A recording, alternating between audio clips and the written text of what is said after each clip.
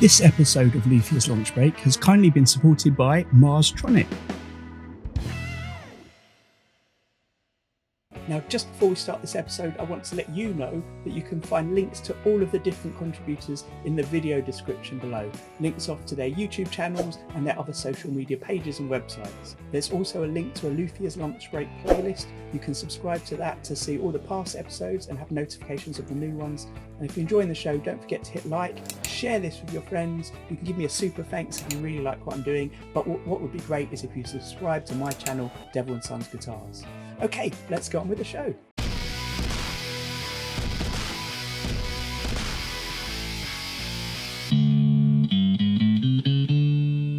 Now, I've done a bit of research on blend pots, and I think it needs to be wired up this way.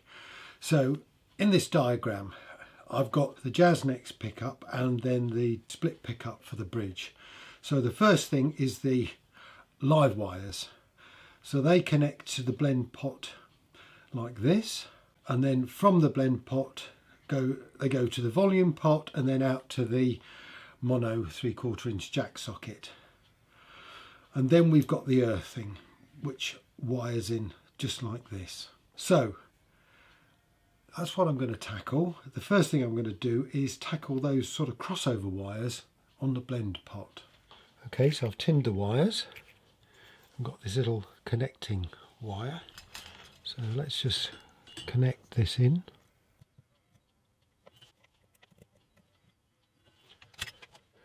Okay, so that's the signal. Now I need to put in an earth wire.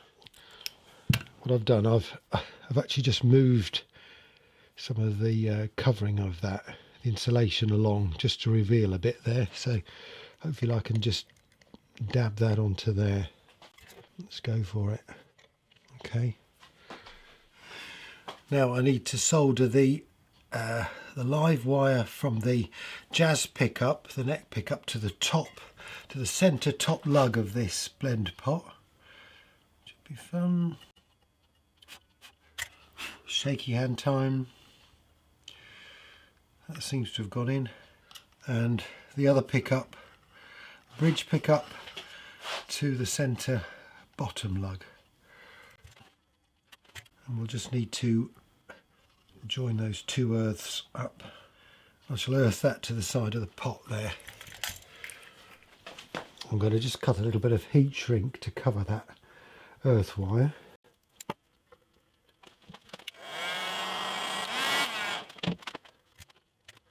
Okay, this soldering malarkey is a right old fiddle, isn't it? Okay, so now this is the signal out from the blend pot, which goes to the right hand lug of the volume pot. Okay,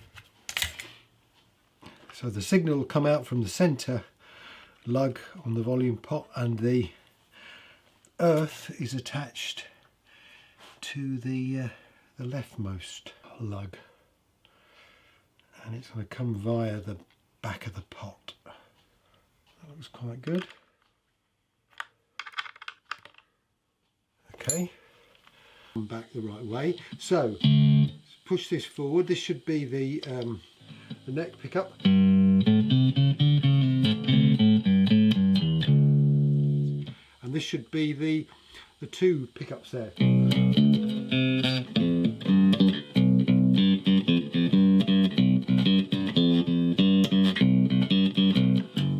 So let's go back into the middle.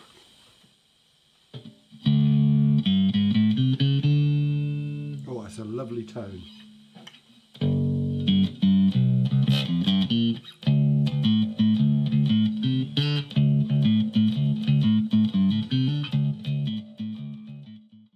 This episode of Luthiers Lunch Break has kindly been supported by Marstronic.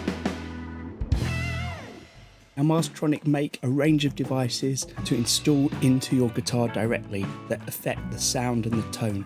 Now, I'm going to focus on their treble bleed called the Treble Maker. Before I show you the Marstronic Treble Maker, let me quickly explain what a treble bleed is and why you might want one. Essentially, on a normal volume, as you turn it down on the guitar, you're going to lose some of the treble sound. And that means going into your amp, as you turn the volume down, and the treble disappears, the drive on the amp, if you're really pushing your amp, is going to lessen. So you would essentially get a little bit less overdrive. Now, if you have a treble bleed in, you can potentially turn your volume down, keep the treble there, not let it fade away, and keep that drive going on your amp. Now, some people like that. They like to be able to control the volume of the amp from their guitar. Whereas other people like what naturally happens to the amp as you turn the volume down. The treble gets a bit more muddy and the amp sound changes because you lose some of that treble that drives it. Now, it's all a matter of taste. And of course, when you set up a treble bleed, there are different ways to set it up and different variations of setting it up, which means it's going to have a different effect on your guitar, which is where the treble maker comes in. But more of that later. Let's have a look. Here I've got a standard volume control setup, one lug going to earth. The earth goes off on the black wire.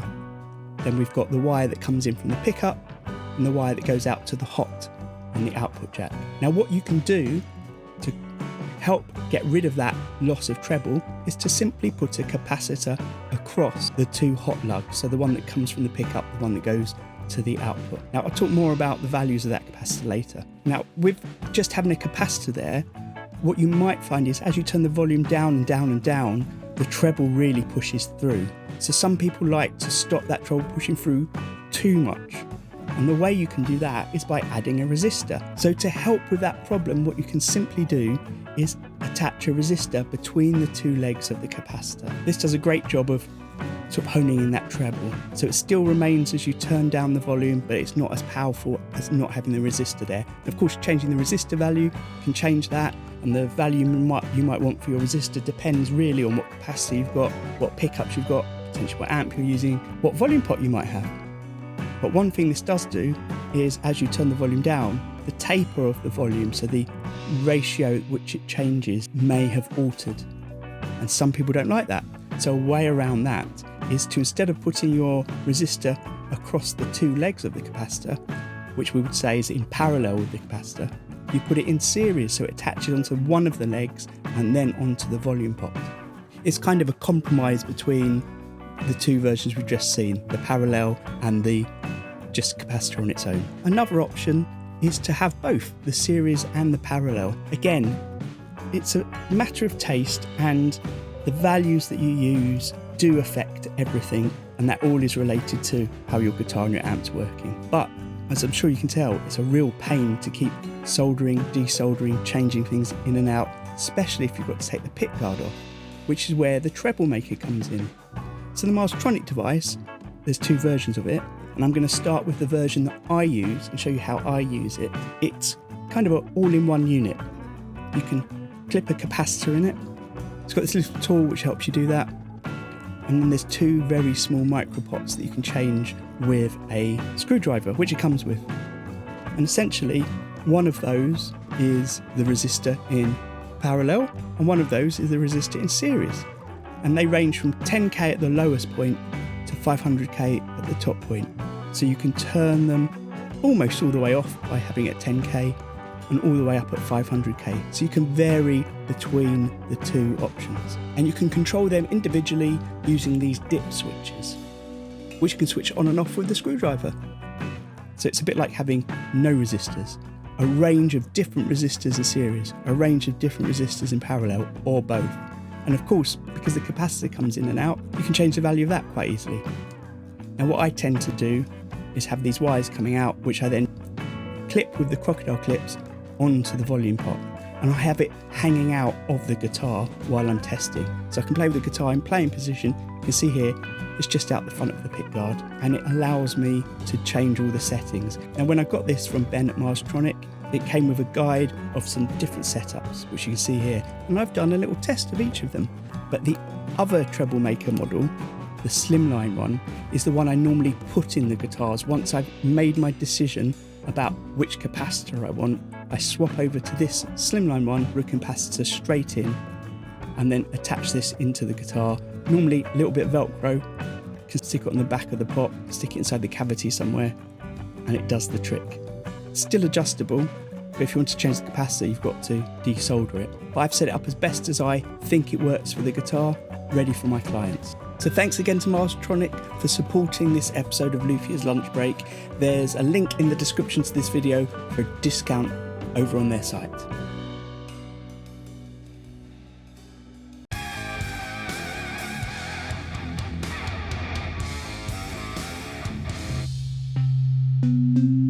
So today, we're gonna make burnt chrome pickup covers. Let's get to it. All right, so we're gonna make some burnt chrome pickup covers.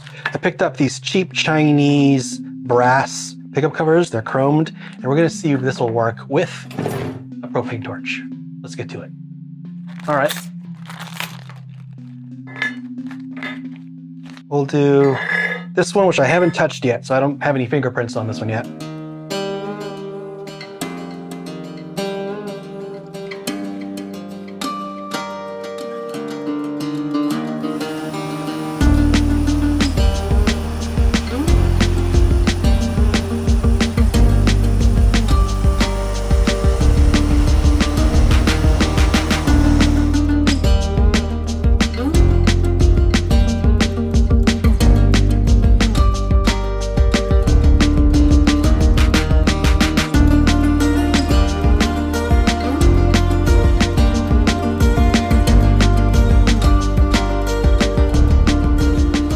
So I have a metal chair and the metal vice grips and the pickup.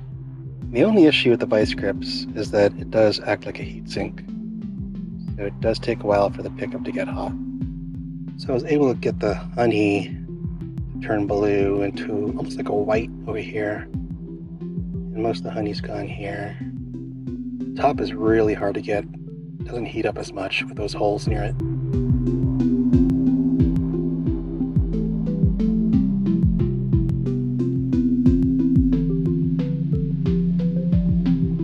It's very hard to record these on camera because the light has to hit it just right. And sometimes if you have too much light, it blows it all out. But you get the idea. I just randomly move the torch around and you can get some interesting results. But I want to try it again. I want to actually make a couple of these. Now the interesting thing is you do get some on the side too, so the sides will heat up and you can get some of that coloration, which is really cool. Nice little detail, although you won't see those. And one of the things to remember is that make sure you buy them new. Don't use old ones, because anytime you touch them with your finger, all the little oils in your finger will stay there forever and they'll get burnt into the actual pickup.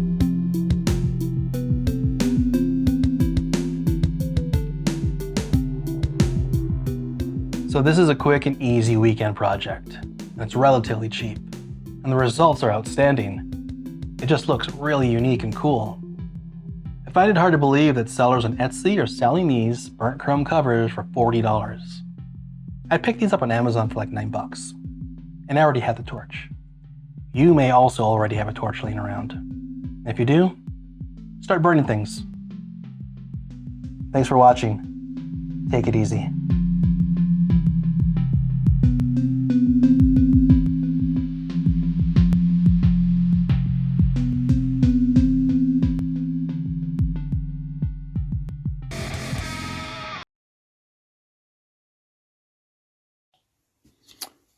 Hi, welcome to another botched video.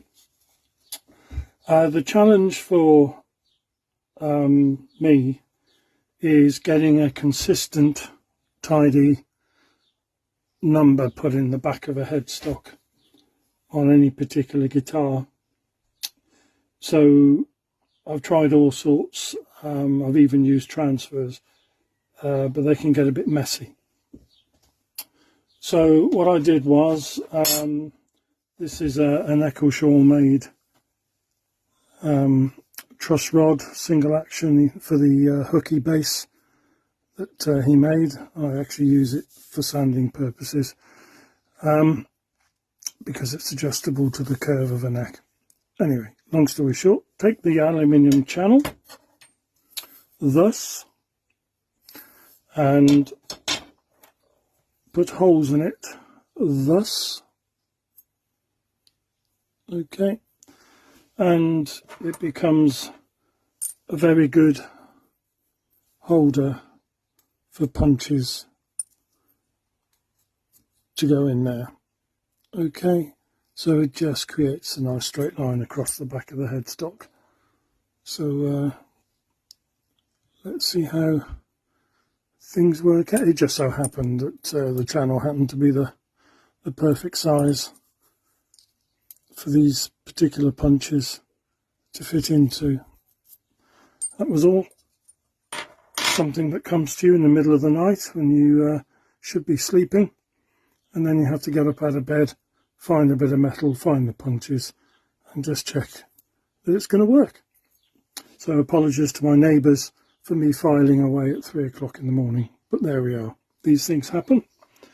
So I've already used it on the back of this offcut from an ash fretboard. So the big step now is on this Fat Lady bass guitar is to punch it on the back of the headstock without damaging the finish. So I'm using this rubber block for cleaning sandpaper to cushion the blow. So I'll set it all up, set myself up for a disaster, and then we'll see how it turns out. And so there we have it. Electric Lady Guitars, Fat Lady 001. Okay, just waiting for the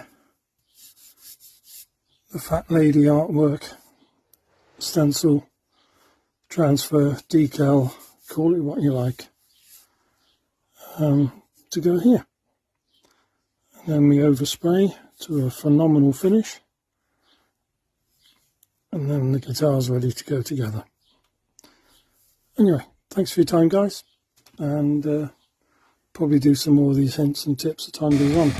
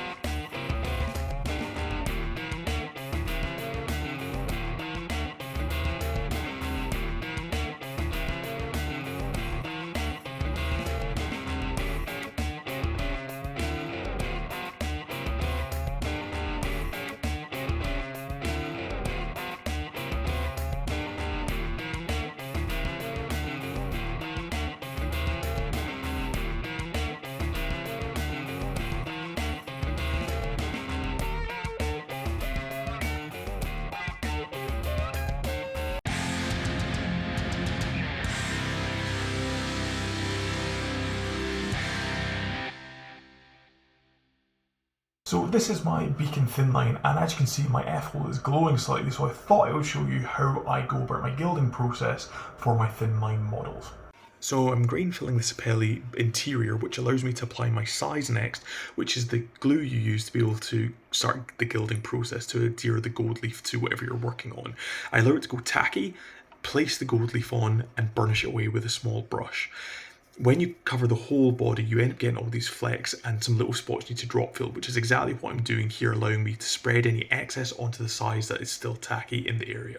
Then going with a slightly firmer brush to burnish any excess away and start to build up the coverage of the gold leaf. We now need to seal it with a shellac, and that's just going from traditional standards, but it will slightly dull as the alcohol evaporates and then seal entirely on the inside to give you this lovely effect, which is exactly what I wanted to do. It's a lot of work for such a small detail, but because you can see in the inside of my guitar from every angle, it makes sense to do so to achieve my glowing F-hole, which is what I wanted from my Beacon thin line models. So hopefully it's very much given the impression that I fancied, and I think it has. So this is what I'm planning to do for my thin lines. This is the interior that has been gilded with 24 karat gold leaf, which when I got it, I wasn't aware that it was the full 24 carats, but there we go, and it's been shellacked as well. The idea being that once, and again this will all get shown properly once it's glued up, which I'm about to do, once you've got this, you'll see the gold peeking through just from the F-hole there. Something that's an incredibly small touch, but something that I think goes with the instruments, the ethos, and the model of the Beacon. So this is the result. This is the first Beacon thin line, and honestly the gilding on the interior is exactly what I wanted. I wanted to make sure that no matter what angle you kind of had it at, depending on the lighting, you just catch glimpses of that lovely gold on the inside. Now realistically, I understand that doing the full interior of the cavity as being gilded is maybe a little bit excessive, but when you're looking into the F-hole, I didn't want anyone to potentially see things that were just cut off. So here we are, and considering that I'm going to have little brass accents and things from the bridge and the pickups and things like that as well, I think that's honestly going to be just the ticket, especially with a lovely iced tea or darker natural sort of burst on this. Yeah, I'm really pleased with that. So here we are, now ready to carve, make my binding channels and bind up. Yeah, g'day, this is Corey and part 2 of the Luthier's lunch break. So what I've done here, I just level all the scarves off. It's a few boards to raise it up, and then, yeah, sand it as I work. Cutting some burl, which I'll use for headstock plates. And then I cut some fret slots, which wasn't really fun because of all the little scarf joints in the fretboard. Cut the burl up, and then I route for the truss rod.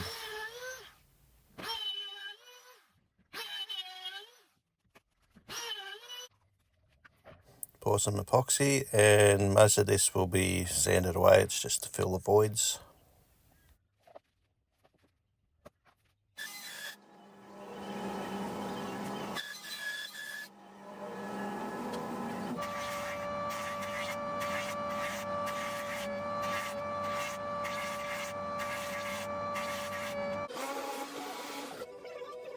Glue the nut in a little bit so the plates don't slip around too much.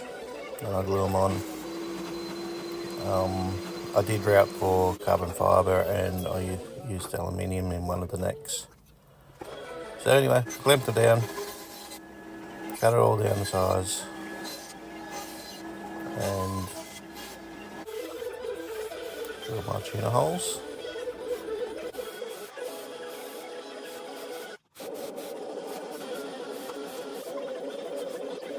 I like fixing the headstock before I put the fretboard on. It just makes it a lot easier. And I'll glue the fretboard on. I use the radius beam as a clamping comb, and I only use about 5-6 clamps. And then I mark the taper for the neck and the centre line, and then I get cutting.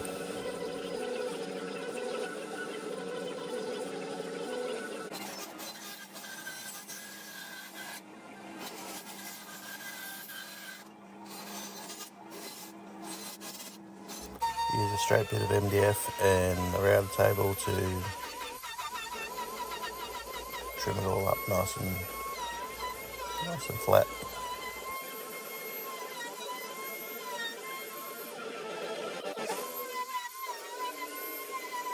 And then use a sander to make sure it's nice and flat as well. I still hand sand the radiuses in and start with the lowest grit that I have, and then work up to about 300, 320, 400, whichever.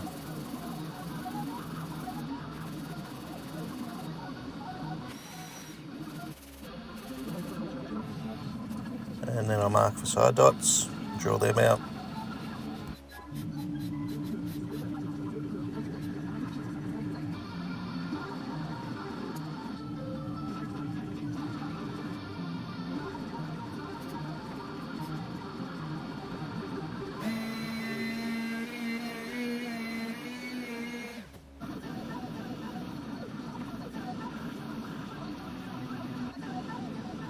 And because of how these necks are and fingerboards, I didn't want to have to refret them, so I used some stainless steel wire and went to town.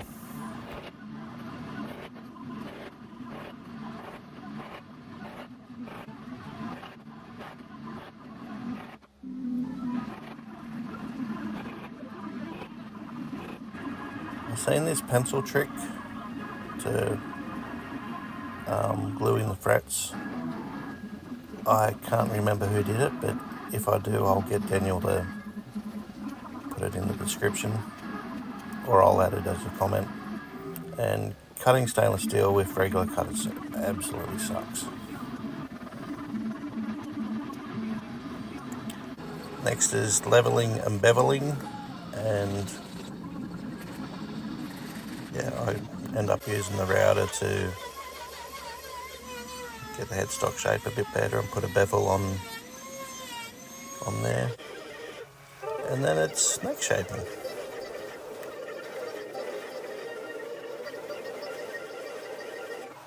I pretty much use the Shinto almost like a spoke shave. I've just always done this since I've got it. And use a small Iwasaki file. And then I use the sander to get it all nice and flat, and I have a foam pad as well so it forms to the shape that's already there. And then I use the shoe shine method, and then I spray, and that's it. So catch us all later. Thanks for watching.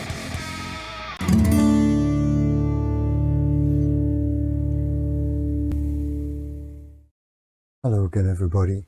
I thought this week I'd talk a little bit about this stuff. It's hide glue. Now again, I realise that this is probably mostly of interest to acoustic builders, not so much you electric guys, but I'm going to do it anyway. I do use other glues for different purposes, like, you know, Type Bond and CA glue and epoxy, all the usual stuff.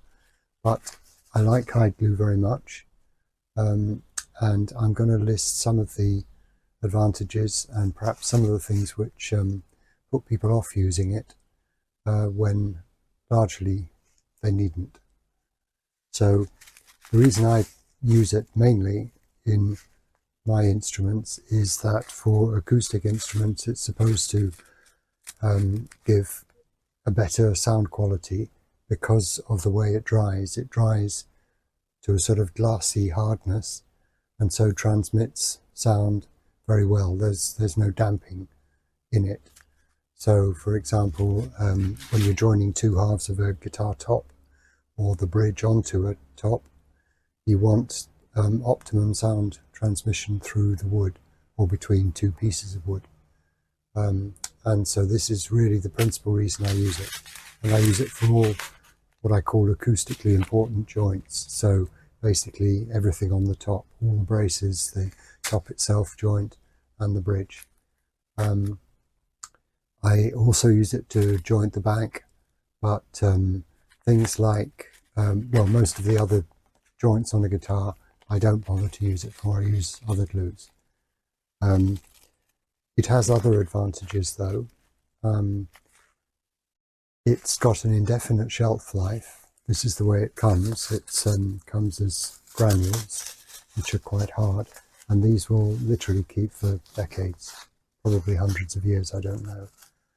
And talking of hundreds of years, this to me is another advantage. It's proved its longevity. There are still pieces of furniture around which are hundreds of years old, even thousands, I believe, because this goes back to the, you know, ancient Egyptians and people. And these joints are still strong and have held firm throughout the centuries. So there's no question in my mind that it's you know, it's a long-lived, suitable glue for what you hope will be a long-lived piece of work. This being said, a side benefit of having an indefinite shelf life is that it's very cheap, because you buy one lot. This is just a small sample of a bag you normally buy, and it will last you for ages because you only make up small amounts at a time and you never have to throw any away. So really, cost-wise, it's a no-brainer. A couple of other advantages of it are that it's reversible, and this is why, or it's partly why, makers of violins and the violin family in general, for example, continue to use hide glue. I mean, they had probably little option in the past because modern glues weren't available, but they still use hide glue because it very often tops and backs have to come off cellos and violins and so on for various reasons, and it's very easily done with hide glue, much less so with things like tight bond or epoxy. And the secondary benefit of, which is related to this, is that it sticks to itself. So when you do take two pieces apart, you don't actually need to clean off all the old glue in the way that you would with tight bond or epoxy. So you can just put new glue on, and it will, if the other conditions are right, you know, the temperature and you've got enough water involved, the old glue will actually stick to the new glue, or just to itself. You can literally put hot water on old glue and stick two pieces together, and they will join together just as if the glue was fresh. So these to me are two major advantages of hide glue. Some of the things which put people off are perhaps the amount of equipment you might need, but I'm going to show you it's very little actually, and it's I've developed a sort of process or way of working with it, which means it's almost as convenient as glue in a bottle, you know, tight bond. One disadvantage which I have to agree with, and this is one reason I don't glue the top onto the rim set on my acoustic instruments, is because it has very limited open time.